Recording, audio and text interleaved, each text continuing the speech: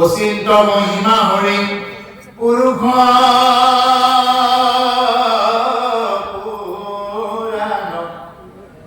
তুমি তৌৰাকীন অবাতে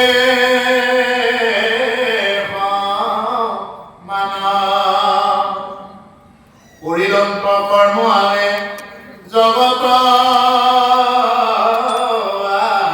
আধাৰে ও ভিজে তিনি কৰ্ম আনে আতয়ে ধাৰে অচিন্ত মহিমা হৰি পুৰুষ পুৰা হৰিৰ মহিমা অচিন্ত বুলি কৈছে। আপুনি মই চিন্তা কৰি পাৰ নাপাওঁ এনেকুৱা হৰিৰ কথা অনন্ত অনন্ত কথা কোনে কৈ পাৰ হৰি অনন্ত হৰি কথা অনন্ত বুলি কৈছে। হৰিও অনন্ত হৰি কথা অনন্ত পাৰ অচিন্ত মহিমা হৰি পুৰুষ পুৰা শত্ৰু মিত্ৰ উদাসীন সমাগত সমান। তেওঁৰ কাৰণে কোন শত্ৰু কোন মিত্ৰ চববিলাক হ'ল তেওঁৰ সমান। তেওঁ আকৌ শত্ৰু বুলিও নলয় আৰু তেওঁ আকৌ মানে মিত্ৰ বুলিও নলয়, চব সমান তেওঁৰ কাৰণে। এই হ'ল ব্ৰহ্মময়। এতিয়া মানুহে কিছুমানে কয় অহম ব্ৰহ্মাস্মি, ব্ৰহ্ম তেওঁ নিজে ব্ৰহ্ম বুলি ক'ব লাগিলে তেওঁ যিমান বেয়াকৈ ক'লেও তেওঁৰ গাত মানে নালাগিব লাগিব, একো লগা নাই। তেওঁ কোনোবাই প্ৰশংসা কৰিলেও ক'ব লগা নাই আৰু তেওঁক কোনোবাই নিন্দা কৰিলেও তেওঁ মানে ক'ব লগা নাই। এই হিচাপত কেইজন মানুহ থাকিব পাৰে, কেইজন ভকতে পাৰে, আৰু তেতিয়া আচল ভকতৰ পৰিচয়টো ওলাই যায়। গতিকে সেইকাৰণে হৰিৰ কথাটো হ'ল শত্ৰু মিত্ৰ সবাতে উদাসীন, শত্ৰু মিত্ৰ সকলোতে সমান। এতিয়া প্ৰশ্ন হ'ব পাৰে যদি সমান তেতিয়াহ'লে আমি পিছে এই যে ভগৱানক যে ভজনা কৰিবৰ কাৰণে কিছুমানে পৰা নাই কিছুমানে পাৰিছে, তাৰমানে আমি পৰা নাই কাৰণে মানে এইটো ঈশ্বৰৰ ইচ্ছা এইটো নহয়। কিন্তু ঈশ্বৰৰ ইচ্ছাত সকলো বস্তু নপৰে। এটা হ'ল নিজে নিজে মৰা আৰু এটা হ'ল হৰি ভক্তি কৰা। এই দুটা ভগৱানে কি নকৰে এইটো মানে তেওঁ নিজে বান্ধি নকৰে, এইটো তোমাৰ ইচ্ছা। মানুহ নিজে নিজে মৰা অৰ্থাৎ যিসকলে চুইচাইড কৰে, চুইচাইডটো দুই প্ৰকাৰ আছে। এটা হ'ল যিয়ে নেকি হৰি ভক্তি নকৰে তেওঁ চুইচাইড কৰে, আত্মঘাতী কৰা বুলি কৈছে, গীতাৰ ৩য় স্কন্ধত কৈছে আৰু ভাগৱততো কৈছে। আত্মঘাতী শব্দটো কৈছে, আত্মঘাতী বুলি ক'লেতো বুজি নাপায়, চুইচাইড বুলি ক'লেহে বুজি পায় মানুহে। অসমীয়াতো আত্মঘাতী কৰা বুলি ক'ব। এই আত্মঘাতী কৰা কোনবিলাক হয়, যদি হৰি ভজনা নকৰে তেতিয়া আত্মঘাতী কৰা বুলি কয়। আৰু এটা হ'ল কি, যদি কোনোবাই নিজে নিজে তেনেকুৱাকে আত্মঘাতী কৰে। আত্মঘাতী কৰা মানুহে নিজৰ ইচ্ছাত কৰিছে, তেওঁ ভগৱানৰ ইচ্ছাত কৰা নাই। গতিকে সেইকাৰণে তেওঁ কল্প তেওঁ ভুগিব লাগিব, তেওঁ ভুগিব লাগিবই, কাৰণ তেওঁ জীৱ অধোমুখে গৈছে, ঊৰ্ধ্বমুখী হোৱা নাই। এইটো ভগৱানৰ ইচ্ছা বুলি ক'লেই নাথাকে, বোলে ভগৱানৰ ইচ্ছা তেওঁৰ ইচ্ছাতে হৈছে এইটো নাথাকে। আৰু এটা হ'ল হৰি ভক্তি মই কৰিব পৰা নাই, এইটো ঈশ্বৰৰ ইচ্ছা নহয়, এইটো বুলি গায়ে লাগিলে নহয়। হৰি ভক্তি কৰিব পৰা নাই, কিয় পৰা নাই? তোমাৰ মন এটা দিছে নহয়, তোমাৰ বুদ্ধি দিছে নহয়, তোমাক মনুষ্য কৰি দিছে, যেতিয়া তোমাক তুমি পাৰিব লাগিব। তোমাক গাড়ীখন কিনি দিছে, তুমি কেনেকে চলোৱা এইটো তোমাৰহে কথা। তুমি কেনেকে ষ্টেৰিংডাল যদি তুমি বেলেগ ফালে ঘূৰাই দিয়া ক'ৰবাত লাগি যাব। যদি তুমি ভালকে ধৰি আছা তেতিয়াহ'লে ক'তো নালাগে। ঠিক তেনেকুৱা গাড়ীখন লৈছা, অৰ্থাৎ ভগৱানে আমাক এই দেহটো দিছে, তুমি কেনেকে চলোৱা এইটো তোমাৰহে কথা। তুমি যদি হৰি ভক্তি নকৰা বোলে মই শৰণ লোৱাটো মোৰ ঈশ্বৰৰে কথা, মোৰ ঈশ্বৰৰ আজ্ঞা হোৱা নাই নেকি এনেকে ভাবি থাকিলে নহয়। গতিকে সেইকাৰণে এই দুটাত ঈশ্বৰৰ হাত নাই। এই দুটাত মানুহে কি কৰিব পাৰে, নিজৰ ইচ্ছামতে ভক্তি বাঢ়াবও পাৰে, নিজৰ ইচ্ছামতে ভক্তি কমাবও পাৰে। মৰাটো নিজৰ ইচ্ছাত এতিয়াই গৈ মৰিবও পাৰে আৰু তৰিবও পাৰে। মৰাৰ পৰা আহি যদি কোনোবাই ভাগৱত কথা শুনে, এই মৰিব ওলোৱা মানুহক কি কৰিব পাৰে, তৰিব পাৰে। এই হ'ল ভাগৱত। গতিকে সেইকাৰণে প্ৰশ্ন হ'ব পাৰে, মই আগতে কৈছোঁ বোলে আমি ভক্তি কৰিব নোৱাৰাটো কি ঈশ্বৰৰ ইচ্ছা নেকি? নহয়, এইটো ঈশ্বৰৰ ইচ্ছা কেতিয়াও হ'ব নোৱাৰে, এইটো তোমাৰ ইচ্ছাত কৰি আছে। পৰিণত কৰ্ম ভাৱে জগতৰ আধাৰে, তেওঁ সমস্ত কৰ্ম জড়িত নকৰিলেও হয়, তথাপি কৰ্ম জগতৰ আধাৰ এই হৰিয়ে কি কৰে, তেওঁ নিজে মানে এইবিলাক কৰে, এই জগতখন সৃষ্টি কৰিছে। যদি তেওঁ সৃষ্টি নকৰিলেও হয়, তথাপি তেওঁ এইখিনি কৰি আছে। কি যে তিনি কৰ্ম আৱে আকৌ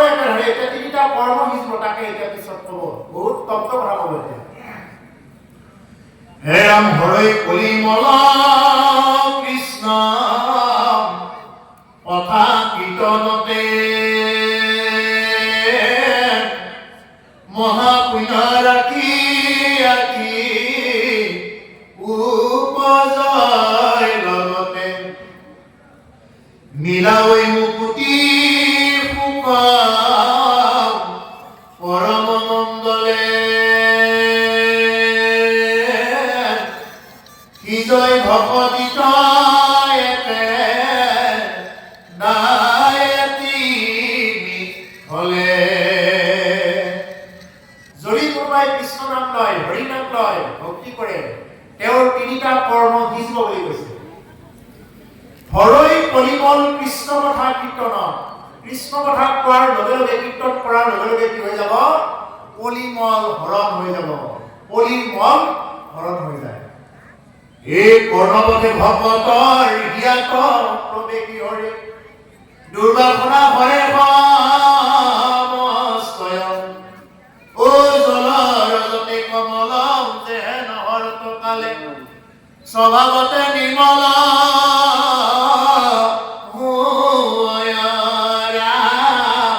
ও স্বভাৱতে নিৰ্মল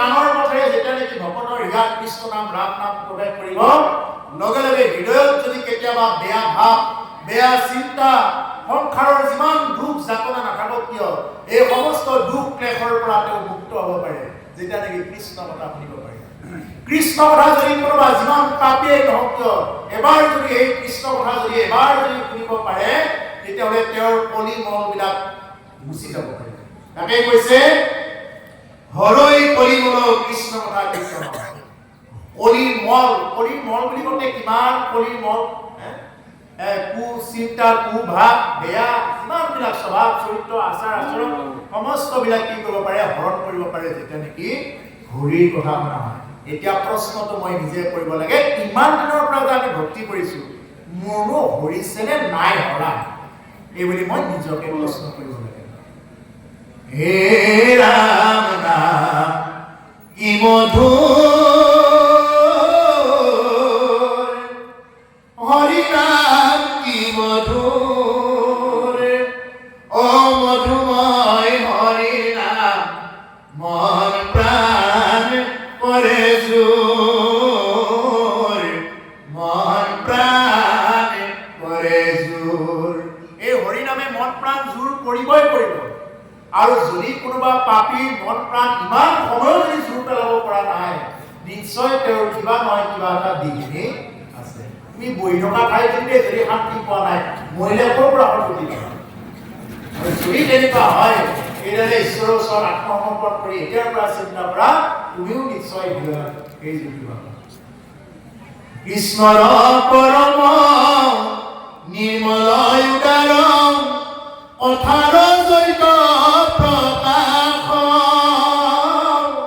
গংগাই আদি কৰি যত তীৰ্থ আছে গংগাই আদি কৰি যত তীৰ্থ আছে তুইতে কৰে বিবাহ হে ৰাম নাম কি মধুৰ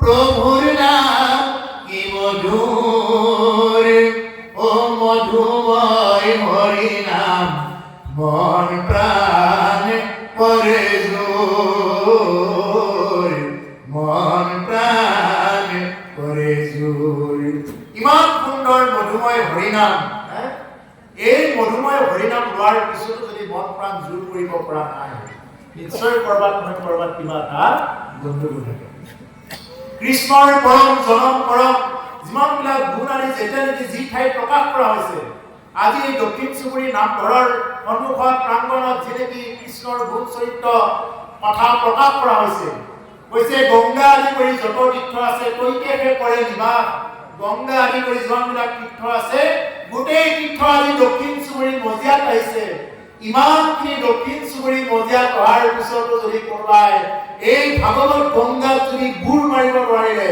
ইয়াতকৈ দুৰ্ভগীয়া কোনোবা আছে? যদি এই ঠাই বহাৰ পিছত যদি ভকতক দৰ্শন কৰিব নোৱাৰিলে, ভকতক যদি ভালভাৱে দৰ্শনেই কৰিব নোৱাৰিলে, তেতিয়াহ'লে আৰু ঈশ্বৰক দৰ্শন পাব? আগতে ভকতক দৰ্শন কৰিব লাগিব। ভকত দৰ্শন কৰিলেহে আপোনাৰ ঈশ্বৰ দৰ্শন হ'ব। ভকতেই যদি দৰ্শন কৰা নহয়, ঈশ্বৰ ক'ৰ পৰা দৰ্শন হ'ব? গতিকে সেইকাৰণে গংগা আদি কৰি যিমানবিলাক তীৰ্থ আছে সমস্ত ইয়াক অৱগাহন কৰিছে। ইয়াক আমি বুৰ মানিব লাগে আৰু আমি পুণ্যাত্মা হৈ ইয়াৰ পৰা যাব লাগে। গোবিন্দ বলে দুবাহু তুলে নাচে বাগিয়ে হরে পাগল। গোবিন্দ বলে দুবাহু তুলে নাচে বাগিয়ে হরে পাগল। হরি হরি বল, হরি হরি বল, নাচিয়ে বাগিয়ে হরে পাগল। বাংলা কীর্তন খুব সুন্দর লাগে। গোবিন্দ নাম লৈ তই দুবাহু তুলি কি কৰা? নাচি বাগি পাগল হোৱা। এক পাগল হইলা ভোলা মহেশ্বর, শ্মশানে মশানে নাম জপে অবিরাম। এক পাগল হইল ভোলা মহেশ্বর, শ্মশানে মশানে নাম জপে অবিরাম। হরি হরি বল, হরি হরি বল, নাচিয়ে বাগিয়ে হরে পাগল। গোবিন্দ বলে দুবাহু তুলিয়ে নাচিয়ে বাগিয়ে হরে পাগল। বৃন্দাবন গ'লে, জগন্নাথপুৰী গ'লে এনেকুৱা দুই বাহু তুলি দিয়ে। দুই বাহু তুলি গোবিন্দ গোবিন্দ জয় জগন্নাথ, ৰাধে ৰাধে এনেকুৱা কয়। তাৰমানে দুইখন হাত তুলি, তাৰমানে কি চাৰেণ্ডাৰ, ঈশ্বৰৰ ওচৰত চাৰেণ্ডাৰ। যদি এজন আৰ্মীয়ে যদি ধৰিব আহে এজন অপৰাধীক কি কৰিব? চাৰেণ্ডাৰ কৰিব লাগিলে কেনেকৈ কৰিব লাগিব? আত্মসমৰ্পণ কৰিব লাগিলে দুইখন হাত তুলি কৰিব লাগিব। যদি কোনোবাই পকেটৰ হাতখন ঘূৰাই দিব হ'ব নেকি? নহয়, কিবা আছে মাৰিহে দিব নেকি বুলি ভাবিব। গতিকে আমি ঈশ্বৰৰ ওচৰত চাৰেণ্ডাৰ কৰিব লাগিব। কেনেকে? সম্পূৰ্ণ প্ৰভু তোমাৰ। ব্ৰহ্মাণ্ডৰ ভিতৰে যত বস্তু আছে, ব্ৰহ্মাণ্ডৰ ভিতৰে যত বস্তু আছে, হবেও তোমাক পাই যাদৱ ইদিব মানৱৰা। যাদৱ ইদিব মাধৱৰা। হে যাদৱ, হে মাধৱ, তোমাক কি দি পূজা কৰিম, কি দি সেৱা কৰিম? ব্ৰহ্মাণ্ডৰ ভিতৰত যিমানবিলাক বস্তু আছে সকলো দেখোন তোমাকেই পায়। আমি কি দি পূজা কৰিম? এই যে চাকি দিছে, তেল দিছে, এইবিলাক ভগৱানৰ ইচ্ছা, এইবিলাক চব তেওঁৰে এইবিলাক দি দিয়ে। এই যে তামোল পাণ দিছে, কলপাতখন আমি নিজে সৃষ্টি কৰিব পাৰিছো নাই পৰা, চব ঈশ্বৰৰ বিলাক। ব্ৰহ্মাণ্ডৰ ভিতৰে যত বস্তু আছে সকলো তোমাক পায়। আমি এনেদৰে ভক্তি কৰিব লাগে। এই ভক্তিয়েহে জাগ্ৰত কৰিব। এনেকুৱা ভক্তিয়েহে আমাক কি কৰিব? ভক্তিৰ দিশত আগুৱাই নিবলৈ ভক্তিয়ে কৃপা কৰিব, নহ'লে কিন্তু আমি কিবা অকণমান ধন সম্পদ দি পেলাই আমি বহুত দিয়া বুলি ভাবি থাকো। মোৰ নামটো কিয় নাহিলে বুলি কয়, 100 টকা এটা দিম। যাৰ ভাইজা লক্ষ্মী দেৱী, লক্ষ্মীয়ে যাৰ চৰণ সেৱা কৰি থাকে, আমি আৰু তেওঁ কি ভজনা কৰিম? কি দিম, কি ধন দিম? ঐশ্বৰ্য বিভূতি কি দিব তোমাক, আপুনি লক্ষ্মীৰ পতি। ঐশ্বৰ্য বিভূতি কি দিব তোমাক, আপুনি লক্ষ্মীৰ পতি। কিবা স্তুতি নতি কৰিব তোমাক, যাৰ ভাৰ যাও সৰস্বতী। যাদৱ ইদিব মাধৱৰা। যাদৱ ইদিব মাধৱৰা। কি দি আমি সেৱা কৰিম? আমাৰ যদি কোনোবাই ফেন এখন দিয়ে নহয়, দাতা অমুক, মৰা মাক বাপেকৰ নামো লিখি ৰাখিব। ৱাল এখন দিলেনে দাতা।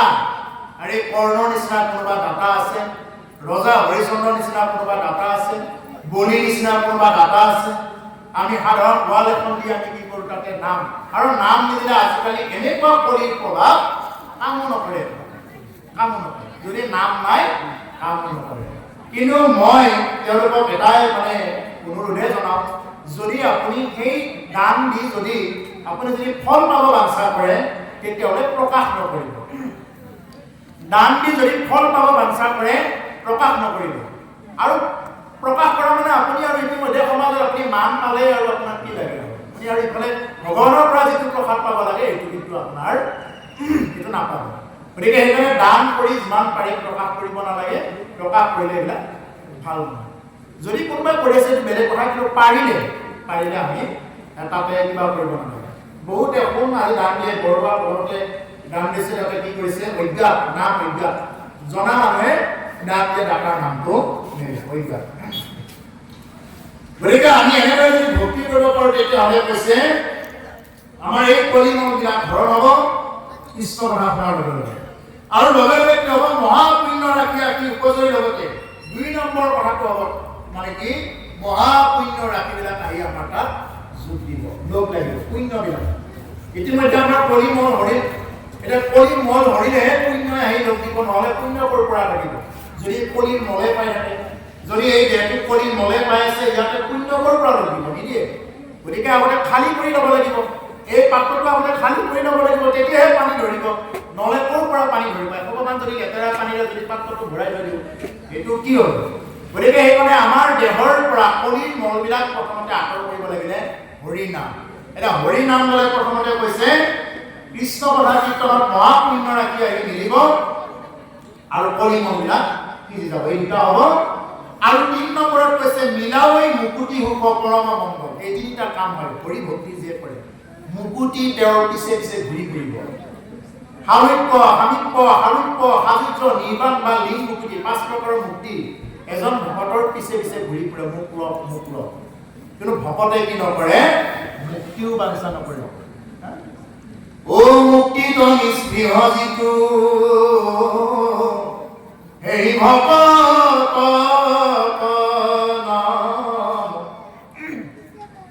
ৰসময় মাগ ও ভগৱতী সমস্ত মস্তক মনি নিজ ভকতৰ বৈশ্যক ভজ হেন দেৱ যদুপতি কৈছেনে কোনে কৈছে এইটো জানেনে মাধৱ পুৰুষে কৈছে ক'ত কৈছে নাম প্ৰভাৱ কৈছে কোনখিনিত কৈছে একদম আৰম্ভণিৰ শ্লোকতে কৈছে বোলে মুক্তিও বাঞ্ছা নকৰে মহাপুৰুষ শংকৰদেৱ গুৰুজনাই ক'লে ভাই মুখে বোলা নাম হৃদয় ধৰা ৰূপ এতেকে মুকুতি পাইবা পহিলো স্বৰূপ শংকৰ গুৰুৱে ক'লে সেনেকে মুক্তি পাবা আকৌ মাধৱ গুৰুৱে ক'লে বোলে মোৰ ভকতে মুক্তিও বাঞ্ছা নকৰে এই হ'ল ভজন মাৰ্গৰ কথা প্ৰথমতে কি কৰিব প্ৰথমতে মানে ভক্তিলে আনিবৰ কাৰণে প্ৰথমতে আমাক মুক্তিৰ কথাই ক'ব এই যাগ যজ্ঞ পূজা পাতল এইবিলাকে প্ৰথমতে কৰি থাকিব কৰি থাক ঠিকে আছে কৰি থাক কিন্তু কৰি থকাৰ পিছত এটা সময়ত পাবাগৈ তোমাৰ ভক্তিয়ে শ্ৰেষ্ঠ তোমাক মুক্তিও নলগা হ'ব তুমি যাগ যজ্ঞ পূজা পাতল কৰি থাকা যিমান পাৰা কৰি থাকা কৰি থাকোঁতে এটা সময়ত দেখা পাবা যে তোমাৰ তেতিয়া বোলে মুক্তিও নালাগে মোক ভক্তিয়ে লাগে তেতিয়া বুজি পাবা এতিয়া নহয় সেইকাৰণে ক্ৰমে এই নিম্নভাগী গাঁৱত কৈছে কথাটো আজি কোৱা নাই খিনি ক্ৰমে সেই মানে যিবিলাক অধম ভক্তি আছে অধম ভক্তি হৈ যাব উত্তম ভকতিলৈ ৰূপান্তৰ হ'ব পাৰে যদি কোনোবাই মুক্তি কৰে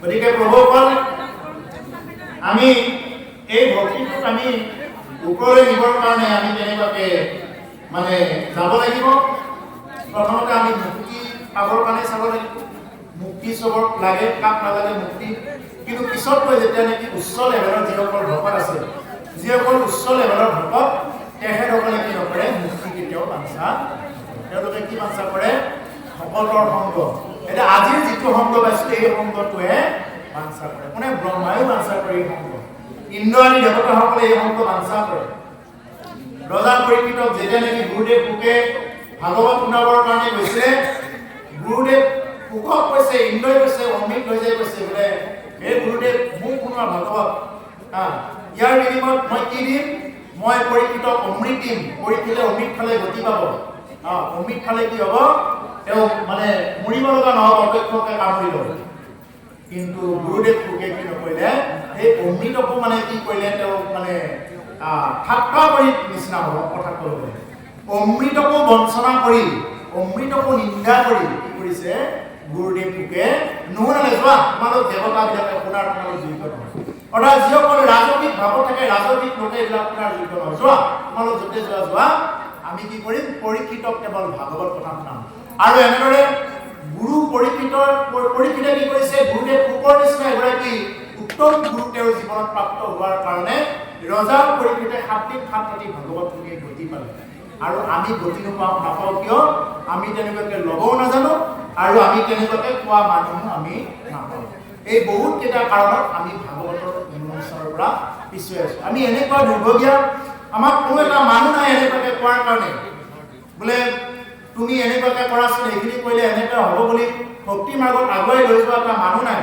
আমাৰ এনেকুৱা এটা অঞ্চলত আমি আছো বোলে এনেকুৱাকে কৰাচোন দৰকাৰ হ'লে হাঁহিব ঠাট্টা কৰিব নিন্দা কৰিব তিৰস্কাৰ কৰিব কিন্তু এইখিনি কৰাচোন ভক্তি দিশত তোমাৰ এইটো ভুল হৈ আছে এইখিনি শুধৰাই লোৱা এই বুলি ভক্তি দিশত আগুৱাই লৈ যোৱা এজনো নাপাব কিন্তু যদি আপুনি কৰবাত ভুল কৰে এইটো হাজাৰবাৰ কোৱা মানুহ পাব কিন্তু ভাল কথা আগুৱাই লৈ যোৱা মানুহ আমি এনেকুৱা এটা কৰি পৰা গ্ৰাহক আমি এনেকুৱা কৰি আছো গতিকে এই সময়খিনিতে যদি কোনোবাই ভক্তি কৰি ল'ব নোৱাৰে আৰু এদিন যে আমি আহিম আৰু এদিন আমি এনেকৈ জন্ম পাই ভক্তি কৰিম এইবিলাক আশা ভৰসা বাদেই দিব লাগে এইবিলাক কাম প্ৰভুসকল আমাৰ এইখিনি পাঠটো গৈছে আৰু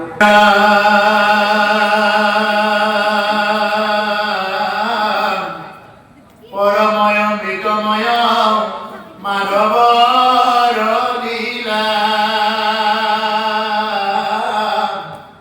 ও দশম স্কন্ধৰ কথা নৃপতি শুনিলায়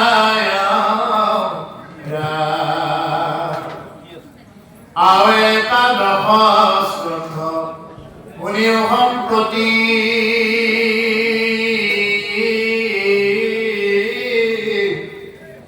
বুজিলা কৃষ্ণৰজী মতে বীৰ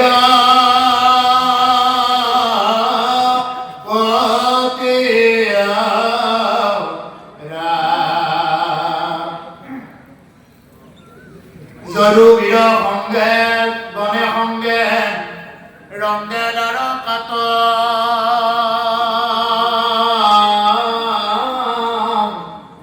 কৰিলা ঈশ্বৰ কৃষ্ণে ক্ৰিয়ায়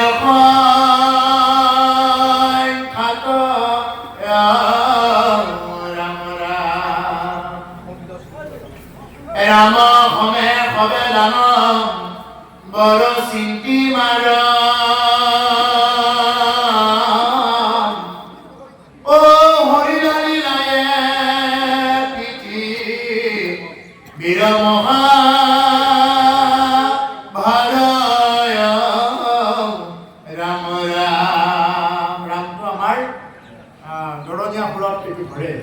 ৰামটো ধৰিব লাগে যিমান ৰাম ৰাম ধৰিব সিমান আমাৰ কি হ'ব নামখন উচ্চাৰণ হ'ব ৰাম বুলি কোৱাৰ লগে লগে ৰা বুলি কোৱাৰ লগে লগে আমাৰ বায়ুটো ভিতৰৰ পৰা বাহিৰলৈ যায় ম বুলি কোৱাৰ লগে লগে উঠ দুটা কপত খাই যায় অৰ্থাৎ বায়ুৰ লগতে আমাৰ পাপবিলাক বাহিৰলৈ যায় ৰা ম বুলি কোৱাৰ লগে লগে আমাৰ পুণ্যবিলাক আহি জমা হৈ যায় সেইকাৰণে ৰাম ৰাম যিমান ল'ব পাৰে সিমানবিলাক কি হৈ যায় ঈশ্বৰৰ কৃপা ৰাম বুলি ক'লে সমস্ত দেৱ দেৱী সমস্ত বিলাকে কি কৰে তেওঁলোকে মানে ধন্য হোৱা বুলি ভাবে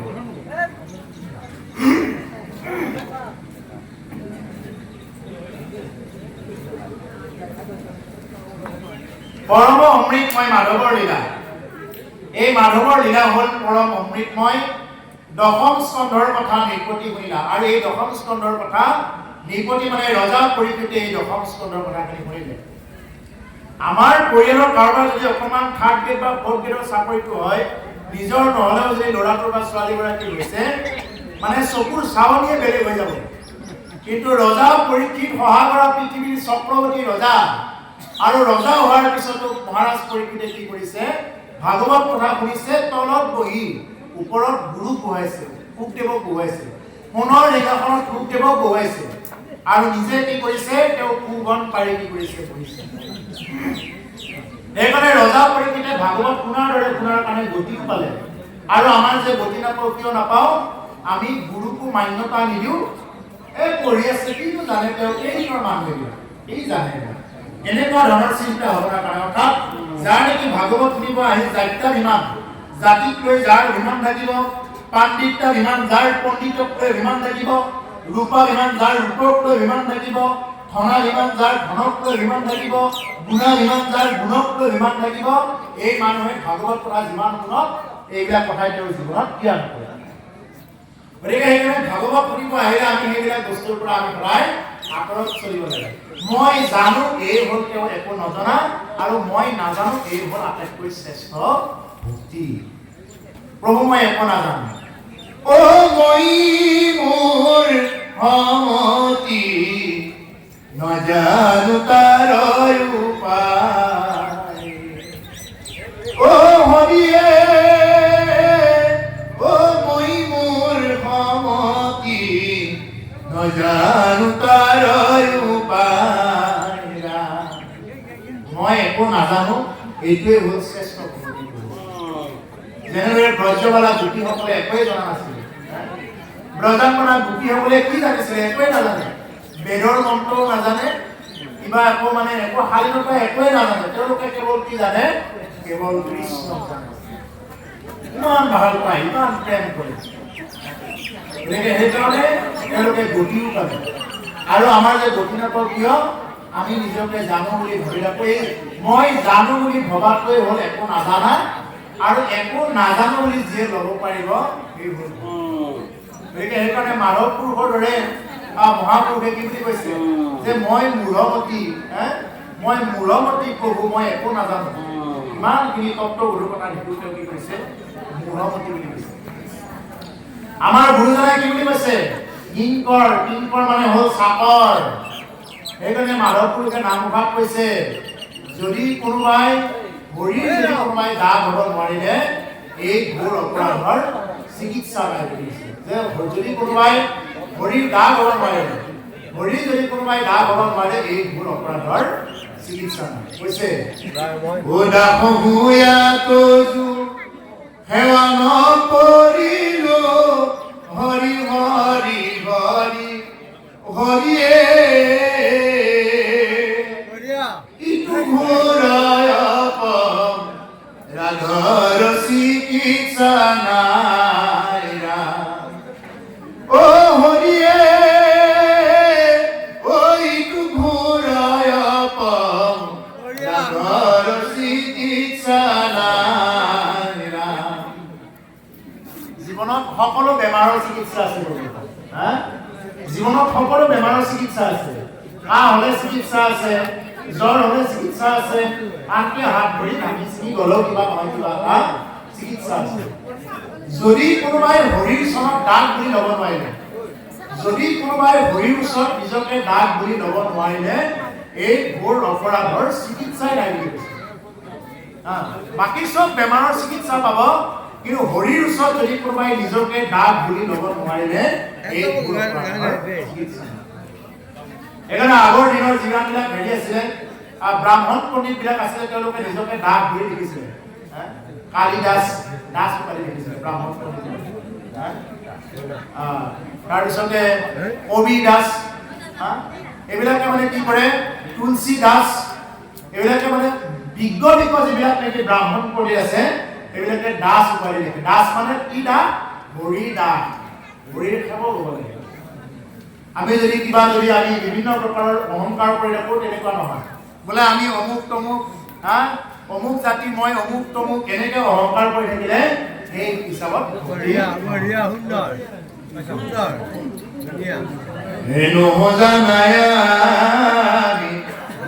চাৰি জাতি চাৰিও আশ্ৰমী নোহোৱাতি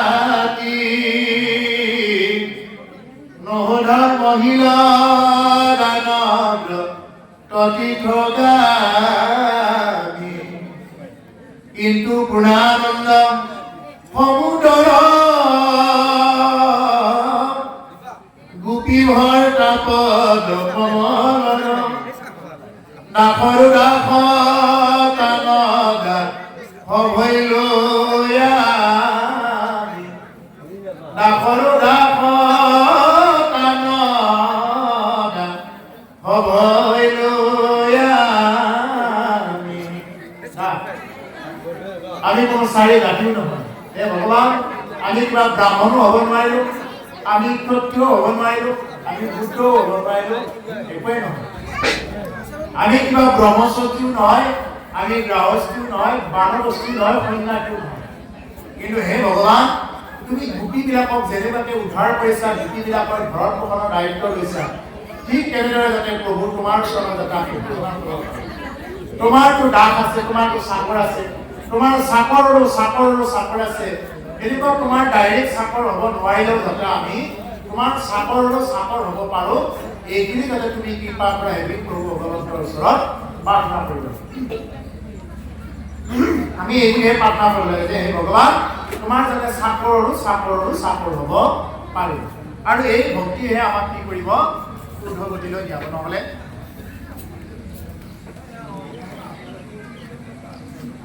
আমি ঈশ্বৰৰ ওচৰত চাকৰ হ'বৰ কাৰণে টান পাওঁ মানে ঈশ্বৰক পাৰিলেতো মোৰ মতে চলাবৰ কাৰণে ইচ্ছা কৰোঁ ঈশ্বৰক পাৰিলেতো মোৰ মতে চলাবৰ কাৰণে ইচ্ছা কৰোঁ পাৰিলেতো মানে বৰষুণ দিলেও গালি পাৰিব ৰ'দ দিলেও গালি পাৰিব বতৰটো কি কৰিব কিছুমান ভকতে বুজি আছে বৰষুণ কিছুমানে বুজি আছে ৰ'দ কি কৰিব গতিকে তেওঁ নিৰ্বিকাৰ সেইকাৰণে হৰিৰ আৰাধনা মই নিৰ্বিকাৰ তেওঁ নিৰ্বিকাৰ হৈ ফুটি থাকে যোনে যি কৈছে কেৱল শুনি থাকে নিৰ্বিকাৰ গতিকে প্ৰভু অকল আমি কি কৰিব নোৱাৰো আমি সমস্ত অৰ্পণ কৰিব নোৱাৰো আমি কেৱল নিজতেই ব্যস্ত কেৱল ধন জন এইবিলাকতে ব্যস্ত আৰু এনেকে ব্যস্ত হৈ থাকোঁতে আমাৰ কি হৈ যায় এই জীৱনটো বৰবাদ হৈ গুচি যায় হে ধন ধন বুলি মধ্যাহ্ন সাঁচি লৈ বহুদিন খাম লম বুলি যাবৰে পৰতে টানি বাহিৰ কৰে ঘৰ চোৱা যাব বুলি বাছা মোৰ ঘৰ চোৱা যাব বুলি ধন ধন বুলি কেৱল নাখাই পেলাই সাঁচি আছো কেৱল মানে মোক লাগে নুকুলাই কেৱল আৰু লাগে কিন্তু লাগে কৰি হাঁচোতে লাষ্টত গৈ একো কাম নিদিয়ে লাষ্টত গৈ ভায়ে কোনটো হয় ঘৰৰ পিছৰ জাতি বা জুপি ঘৰৰ পাছৰ জাতি বা জুপি সিও মোৰ সমুদৰ ভাই জীয়াই থাকো মানে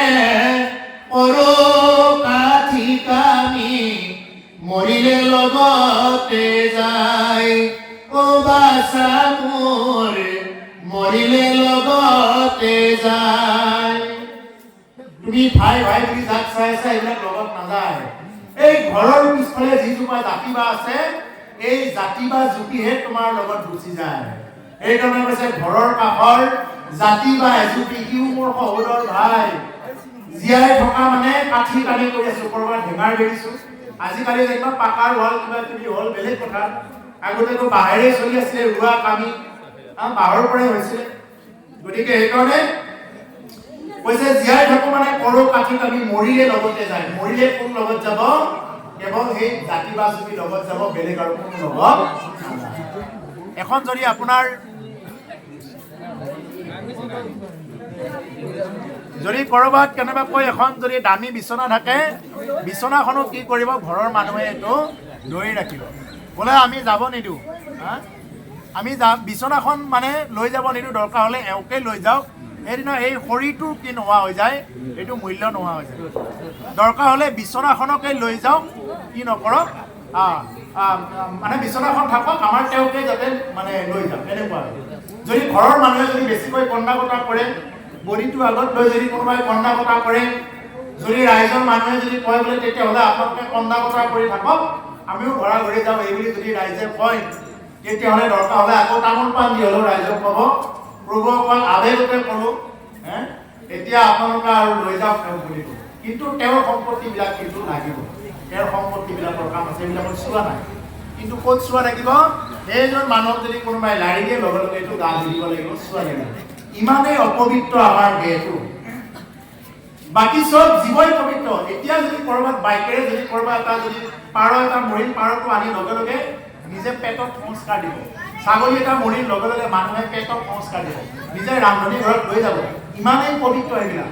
কিন্তু মানুহৰ চিহ্ন ভিন্ন হৈ যাব, দৰকাৰ হ'লে কেমেৰা কৰি ৰাখিব, কিন্তু তাৰ ওচৰত কোনেও মানে ধৰিবৰ কাৰণে যোৱা মানুহ খুব কমেই হৈ যায়।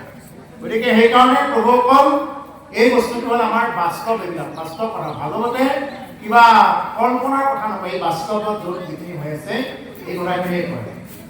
সেইকাৰণে ইয়াতে কৈছে আৱে একাদশ চন্দ্ৰ শুনিও নিপতি উপজিলা কৃষ্ণ জীৱতে বিৰপতি। এতিয়া কৃষ্ণৰ ওপৰত কেনেকে বিৰক্ত হৈছে এই কথাখিনি এতিয়া হ'ব। হেৰাম যদু বিৰকমে সংগে ৰঙে দাৰকাত ও কৰিলা ঈশ্বৰ কৃষ্ণে ক্ৰিয়ায় সংখ্যাত। হেৰাম ৰাম সমে সবে দান বৰ চিন্তি মাৰ ও কৰিলা লীলায়ে পৃথিৱী। হে ৰাম হৰিলা লীলায়ে পৃথিৱীৰ আভাৰ।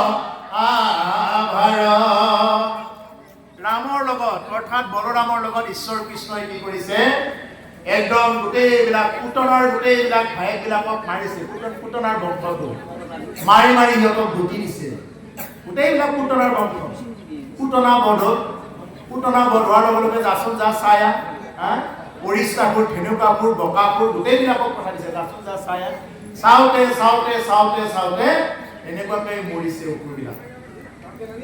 এই তাতে কৈছে যদুবীৰ সংগে ৰংগে দ্বাৰকা। যদুবীৰসকলে সংগে ৰংগে দ্বাৰকাত আছে। কৰিলা ঈশ্বৰ কৃষ্ণে ক্ৰিয়া সংখ্যা। আৰু ঈশ্বৰ কৃষ্ণই ইতিমধ্যে যদুকুলত মানে কি কৰিছে? যদুবীৰগণৰ লগত ঈশ্বৰ কৃষ্ণই দ্বাৰকাত অসংখ্য লীলা কৰিছে। আৰু এই লীলাৰ কথাবিলাক দিব, খুব ৰসাল ৰসাল লীলাৰ কথাবিলাক আছে। এই আমাৰ ভাগৱতৰ দশম স্কন্ধত আছে, একাদশত আছে, খুব ধুনীয়া ধুনীয়া লীলা কথাবিলাক আছে। ৰামে হবে দানৱৰ চিন্তি মহাভাৰ, পুত বাসা হৰিলা লীলাই পৃথিৱী মহাভাৰ। এতিয়া ৰাম সমে অৰ্থাৎ বলৰামৰ লগত কি কৰিলে? ভগৱান কৃষ্ণই দুষ্ট দৈত্য দানৱবিলাকক বধ কৰিছে। তেনেকুৱা দৈত্য দানৱৰ ভিতৰত এটা আছিল ধেনুকাবোৰ। তাৰ ফলবিলাক ৰখি থাকে ধেনুকাবোৰে, খাব নিদিয়ে, মানে নিজেও নাখায় আনকো খাব নিদিয়ে। এই হ'ল অসুৰৰ স্বভাৱ, এই হ'ল ধেনুকাবোৰ। মানে অসুৰ শ্ৰেণীটো কি কৰে? ই নিজেও নাখায় আনকো খাব নিদিয়ে। আমাৰো কিছুমান মানুহ থাকে চাবচোন, আম গছডাল আছে, তেওঁ নিজেও নাখায় আনকো খাব নিদিয়ে। এই শ্ৰেণীত যদি কোনোবা থাকে, এই হ'ল কুকুৰ শ্ৰেণী। কোনোবা কেইটামান ল'ৰা ছোৱালী গৈছে, মানে নিজে খালেতো খাওঁতেই কথা নাই, কিন্তু কেইটামান সৰু ল'ৰা ছোৱালী গৈছে সেইকেইটাকো খাব নিদিয়ে আৰু নিজেও নাখায়। গতিকে এই হ'ল কুকুৰ বুলি কয়, মানে নিজেও ভোগ নকৰে আনকো কৰিব নিদিয়ে। ঠিক তেনেকুৱাকৈ কি কৰিছে? সেই অসুৰক কি কৰিছে? বলৰামৰ সহায়ত কি কৰিছে? বলৰামৰ দ্বাৰা কি কৰিছে? ভগৱান পুৰুষে এই ধেনুকাবোৰকো কি কৰিছে? এনেকুৱাকে মাৰিছে, কৰবাত গৈ চিটিকি কৰিছে। গতিকে এনেকুৱা অসুৰবিলাক পুতনাৰ পৰা আদি কৰি বকাবোৰৰ পৰা আদি কৰি গোটেইবিলাক অসুৰক কি কৰিলে? ভগৱন্ত পুৰুষে অসংখ্য লীলা কৰি তেনেকুৱাকে মাৰিছিল। হৰিলা লীলাই পৃথিৱীৰ মহাভাৰ। আৰু তেওঁ লীলা কৰি বিভিন্ন লীলা কৰি কি কৰিছে? পৃথিৱীৰ মহাভাৰবিলাক তেওঁ হৰণ কৰিছে। পৃথিৱীৰ যিমানবিলাক ভাৰ আছে এই ভাৰবিলাক তেওঁ হৰণ কৰি দিছে। হেম পুত বাসা ফেলাই চলে তোলাই মহাক্ৰোধ, গুৰু পাণ্ডৱৰ ঘোৰা লগাই লাগি ৰোধ। পৃথিৱীৰ বীৰপয়ে পত্ৰ পৰি আনি, জহংহৰিলা হৰি অস্তা দশহিনী। গুৰু পাণ্ডৱৰ যুদ্ধ লগাই দিলে। কাৰ ইচ্ছা? ভগৱন্ত পুৰুষৰ ইচ্ছা। ভগৱন্ত পুৰুষৰ ইচ্ছাতে গুৰু পাণ্ডৱৰ যুদ্ধ। এইবাৰ আমি এই গুৰু পাণ্ডৱৰ যুদ্ধৰ চৰণ ধৰাত তুলিয়ে ভাবি আমি এইবাৰ কৰিলো। যি দৰঙীয়া কৃষ্টি আছিলে, আমাকে দিছিলে সূত্ৰধাৰ। মই ক্লাছ 9-10তে নাচিছিলো, আকৌ এইবাৰ দিলে ৰাইজৰ অনুৰোধ। এনেকে মানে আমি এই পুৰুষ আন্দোলন নাটকখনেই কৰিলোঁ। তাতে সূত্ৰধাৰৰ কাপোৰ আছে। এই যুদ্ধ কৰে পুৰ পাণ্ডৱ অতি ভয়ংকৰ, যুদ্ধ কৰে পুৰ পাণ্ডৱ অতি ভয়ংকৰ, হে সত্ৰ দীপা বুকুমতি কাম্পে ঘনে ঘন, হৰে পৰমাত্মনে প্ৰণতক্লেশনাশায় গোবিন্দায় নমো নমঃ।